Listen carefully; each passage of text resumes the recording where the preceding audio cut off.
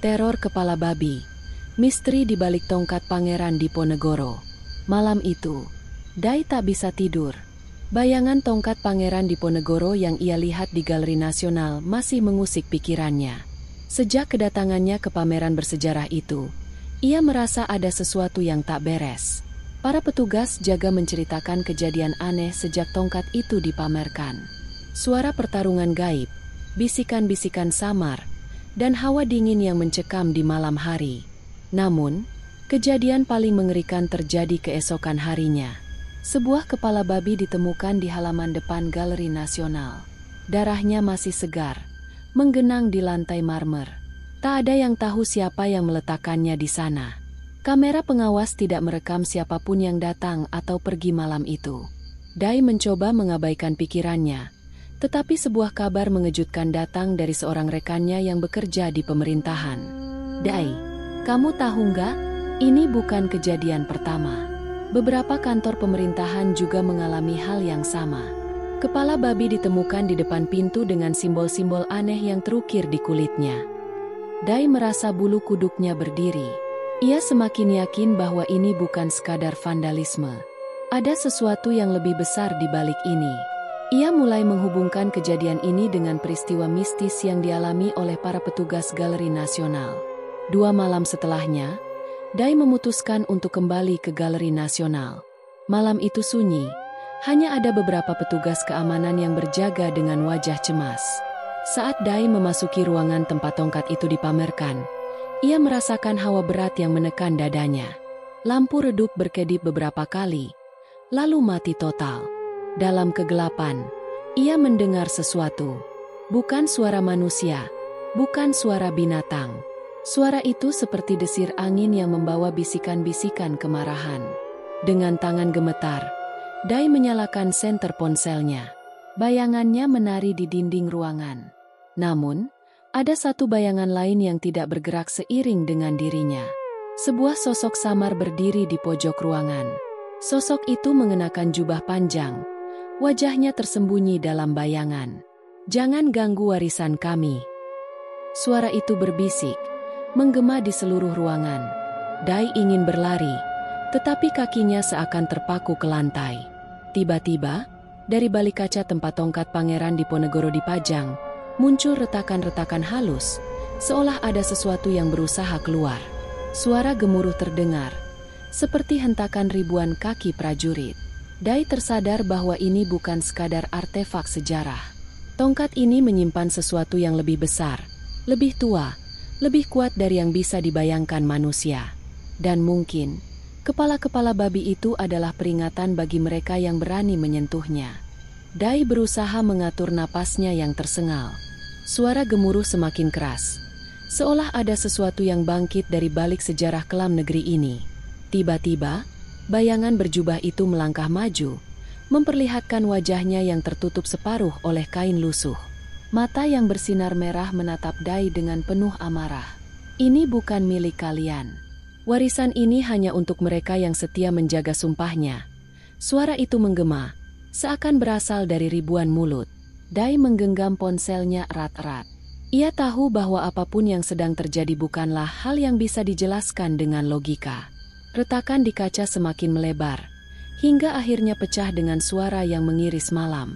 Tongkat Pangeran Diponegoro bergetar hebat, seakan ada kekuatan yang ingin membebaskannya dari penjara kaca itu. Dari luar, terdengar suara teriakan para petugas keamanan. Dai memaksakan dirinya untuk bergerak, melangkah mundur menuju pintu keluar. Namun, saat ia berbalik, sesuatu yang lebih mengerikan menantinya di ambang pintu. Sebuah kepala babi, yang lebih besar dari sebelumnya, tergantung di langit-langit dengan darah menetes ke lantai. Di sekelilingnya, ukiran-ukiran aneh berpendar samar, seolah menuliskan sebuah pesan yang tak bisa dipahami oleh manusia biasa. Saat itu juga, Dai sadar bahwa ini bukan sekadar ancaman bagi masyarakat. Teror ini memiliki tujuan yang lebih besar. Kepala-kepala babi yang muncul di kantor-kantor pemerintahan mungkin adalah tanda peringatan. Tetapi kepada siapa? Kepada rakyat? Atau justru kepada pemerintah pusat? Dengan tergesa, Dai merogoh sakunya, menghubungi rekannya di pemerintahan. Ini bukan hanya mistis. Ini peringatan dari sesuatu yang jauh lebih besar. Kalian harus bersiap. Suaranya bergetar. Namun, sebelum ia bisa melanjutkan, ponselnya tiba-tiba mati. Lampu-lampu di seluruh Galeri Nasional padam total. Tinggi. Hanya suara langkah-langkah yang terdengar di kejauhan, mendekat ke arahnya. Dai tahu, malam itu belum selesai. Dan apa yang menantinya bisa mengubah sejarah yang selama ini mereka percayai. Dai menelan ludah. Matanya terpaku pada bayangan yang mendekat dari kegelapan. Aroma anyir darah bercampur dupa menyengat hidungnya, membuat perutnya bergejolak. Dari balik remang-remang, sesosok pria tua bertongkat muncul. Jubahnya lusuh dan penuh bercak tanah merah. Kau telah membuka pintu yang seharusnya tetap tertutup. Suara seraknya menusuk telinga Dai, penuh dengan sesuatu yang tak bisa dijelaskan oleh logika manusia. Dai menguatkan diri. Siapa kau? Apa yang sebenarnya terjadi di sini? Pria itu tidak langsung menjawab. Ia menunduk, meraba-raba udara seakan menarik sesuatu yang tak kasat mata. Seketika, ukiran di sekitar kepala babi yang menggantung mulai berpendar semakin terang.